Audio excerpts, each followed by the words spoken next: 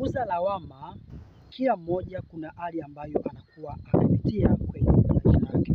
Sasa kila mmoja kuna namna ambavyo anapitia kwenye hali yake. Mtu ambaye ana gari analalamika mafuta yamepanda bei, mtu ambaye hana gari analalamika nauli zimepanda bei, mtu ambaye ana nyumba ya kupanga analalamika wapangaji hakuna, wanakuja na hela ndogo, mtu ambaye anapanga nyumba analalamika kodi inazidi kupanda nini, mtu ambaye ana kazi analalamika pengine kazi nyingi ni ngumu, anachoka, mtu ambaye ana kazi analalamika kukaa nyumbani anachoka, mtu ambaye hana pesa analalamika kwa sababu pesa hakuna, mtu ambaye anayo vitu vinakuwa ni vingi, mara hiki mara kile.